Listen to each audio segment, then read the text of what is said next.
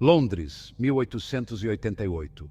Uma cidade envolta em névoa, iluminada por lampiões a gás bruxuleantes. Esta era a Londres vitoriana, um lugar de contrastes gritantes. Opulência e pobreza coexistiam lado a lado. As ruas de paralelepípedos ecoavam com o som das charretes puxadas por cavalos e os passos apressados de seus cidadãos.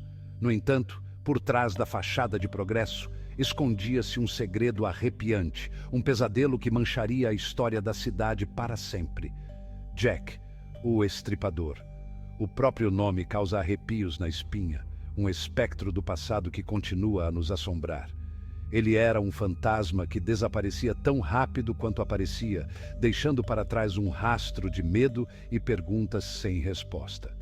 Seu reino de terror foi curto, durando apenas alguns meses, mas o impacto de seus crimes ecoaria através do tempo.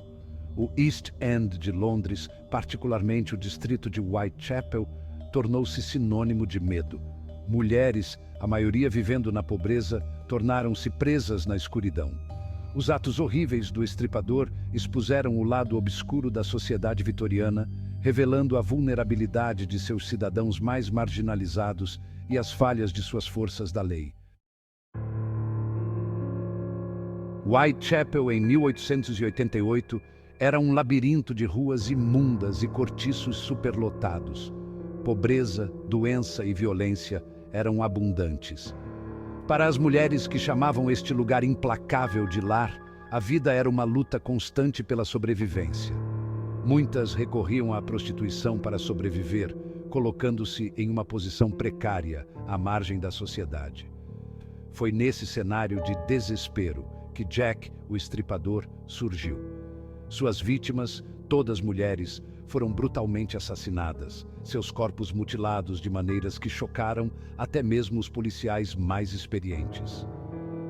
A brutalidade dos crimes, juntamente com a capacidade do Estripador de desaparecer sem deixar vestígios, criou um clima de terror em Whitechapel.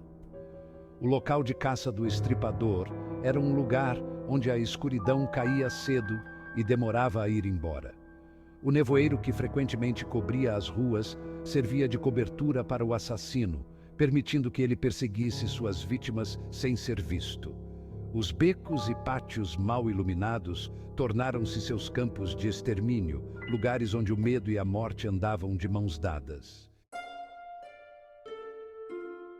As vítimas de Jack, o Estripador, não eram apenas nomes em um relatório policial. Eram mulheres com vidas, esperanças e sonhos tragicamente interrompidos.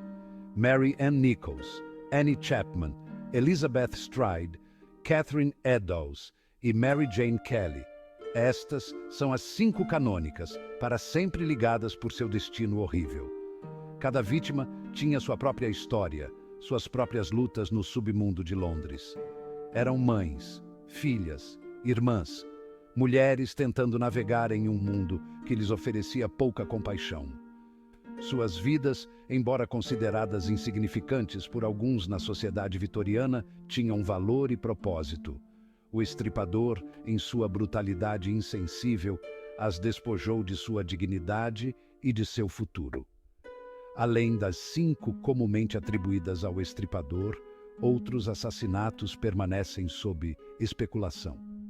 A névoa do tempo e as limitações da ciência forense vitoriana tornam difícil ligar definitivamente esses crimes à mesma mão. No entanto, as semelhanças na brutalidade e os locais dos assassinatos alimentam o debate, levando-nos a imaginar se o reino de terror do Estripador se estendeu ainda mais do que sabemos. O modus operandi do Estripador era tão assustador quanto distinto.